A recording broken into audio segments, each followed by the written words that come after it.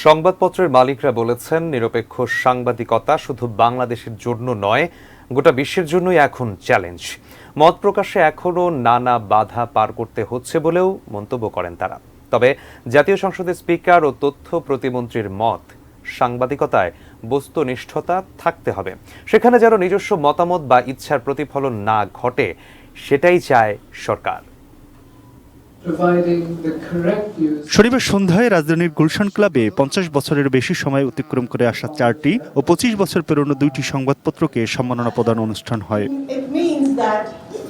অনুষ্ঠানে digital security act ও পরবর্তীতে cyber security act নিয়ে সমালোচনা করে সংবাদপত্র মালিকরা বলেন, তাদের কথাগুলো আরো পরিষ্কারভাবে প্রকাশ করতে চান তারা। ডিজিটাল অ্যাক্ট আইনটা হয় আমাদের সাথে আলাপ, আমরা অনেকবার এই নবাবের থেকে চিঠি দিয়েছি আমাদের সাথে আলোচনা করা হোক, কিন্তু আমাদেরকে অলমোস্ট অন্ধকারে রেখেই কিন্তু রাতারাতি আইনটা পাশ করা হয়েছে।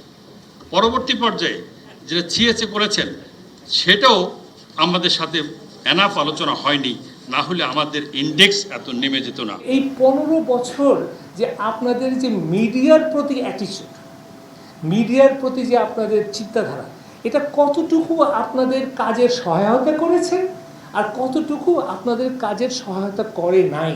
এটা আমরা এখন দেখি যে সারা বিশ্বে সাংবাদিকতা, স্বাধীন সাংবাদিকতা, দল নিরপেক্ষ সাংবাদিকতা করা সহজ নয়। বাংলাদেশের জন্য এই কথাটা সত্য, আমাদের জন্যে বিগত সময়কালে এবং এখনও এটা একটা কঠিন সত্য।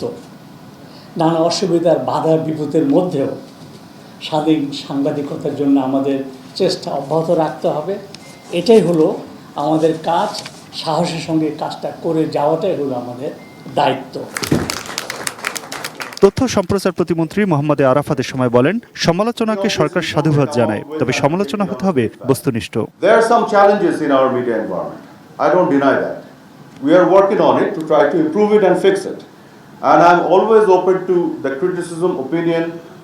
We try to interact and engage and listen to the stakeholders' opinion. We try to do it together. That is our commitment. প্রধান অতিথির বক্তব্যে জাতীয় সংসদের স্পিকার ডক্টর শিরিন শারমিন চৌধুরী বলেন, গণমাধ্যমকে জনগণের কল্যাণে কাজ করতে হয়। সংবাদপত্র যেন জনমত তৈরির জায়গা থেকে সরে না যায়, সেই আশাও রাখেন তিনি। গণমাধ্যম জনগণের কথা বলে, মানুষের কল্যাণে কাজ করে, স্বাধীনতা ও মুক্তিযুদ্ধের চেতনাকে ধারণ করে বস্তুনিষ্ঠ সংবাদ পরিবেশনের মধ্য দিয়ে জনসচেতনতা বৃদ্ধি ও জনমত গঠনে গুরুত্বপূর্ণ ভূমিকা রাখে, যার পথ ধরে গণতন্ত্র হয় সুসংহত। যে যারা পত্রিকার মালিক বা নিউজপেপার ওনার্স, তাদের সংবাদপত্রের প্রকাশনা, সংবাদপত্রে প্রকাশিত কন্টেন্ট বা বিষয়বস্তুর উপর কতখানি প্রভাব আছে বা আদৌ আছে কি? Aminul Islam, ATN news, Dhaka.